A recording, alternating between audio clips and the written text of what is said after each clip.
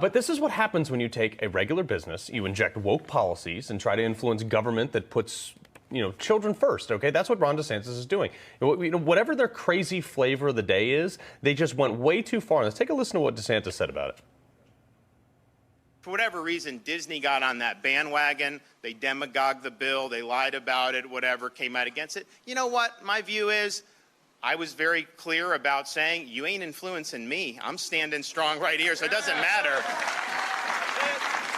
I think it's interesting that you're getting involved in Florida protecting kindergartners from going to school without having transgender ideology in their curriculum, but you don't say anything about the Communist Party of China with all the atrocities they're committing, and you're making a fortune with them. I mean, John D, because we got two Johns on the phone. Johnny D. Johnny D. All right, so the days of no consequences for criticizing Republican policies in a Republican state are over. I mean, here's the other thing, too, is all these libs, the Libs of TikTok page has done a great job of this, said, oh, they should move to Georgia. Well, like a year ago, John, didn't they just protest Georgia for the voting bill? That's exactly right, Carl. This is Disney was living in such a nice land, almost like a fantasy land. This is such a wake-up call. You got to know who's the 800-pound gorilla in the room, and Ron DeSantis is proving that. When you think what they have done in a short amount of time, they've damaged the Disney brand in a shorter time than CNN destroyed their CNN Streaming Plus. Disney has had an unbelievable track record and success in going along in family entertainment. And this is a situation where they should have just stayed quiet. They should have let Florida politics play out. They shouldn't have tried to misrepresent the bill in this situation. Governor Ron DeSantis is being cheered on. I think there's going to be some long-term ramifications, just as far as damaging the brand. In the past, when you'd have an athlete win a big event and say, I'm going to Disney World, people would cheer. I think that, people are going to second guess that. I think you're going to start to hear some boos. I think Disney, they really made that big mistake where they say sometimes it's better to just remain silent than open your mouth. And then confirm for everyone you don't know what you're talking about. We canceled all Disney. We're not going there anymore. I mean, this is a lot of people have. They're saying that they're going to pay like $200 million in new taxes now that they've lost this. It's that's going to hurt them tremendously. Just one more question, John, fun for you too, and then we'll move on to another topic. But like you guys were saying, a lot of these companies, Coca-Cola, we see time and time again, Nike, they get involved in politics, right, and issues. Shouldn't businesses just stick to what they're good at and stay out of politics and out of these issues?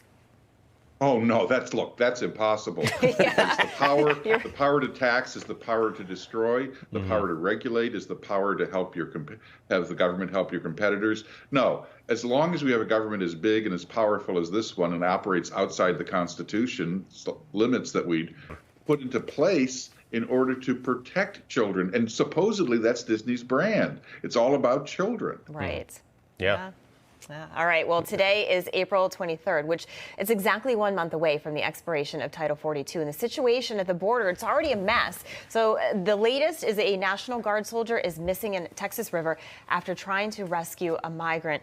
John D., we already know that these Border Patrol members are overworked. They are understaffed. We now have Title 42 that potentially, as of now, it's going away. Obviously, the president's getting a lot of pushback, but I mean, it just keeps getting worse. It's bad now. How bad is it going to get? It's going to get very bad, Allison. And I've been, I go to a conference in Washington every year, and I've interviewed Border Patrol, ICE, ranchers. This is going to be, the new May sweeps of the Biden, terrible presidency. What he is about to unleash. You even have Democrats, Kristen Sinema, others speaking up, talking about the ramifications of this. This is coming up to peak season. When you get into the late spring and then into the summertime, that's when the crowds really start to amass. So you have right now a failed Biden presidency, Allison. And I don't think people fully understand what the floodgates will do unless this is addressed, because, Remain in Mexico has kept many of the people just that, in Mexico. If you allow these people to come into the country, once they're gone and they, disappear and they blend into society, they never go back for the hearing.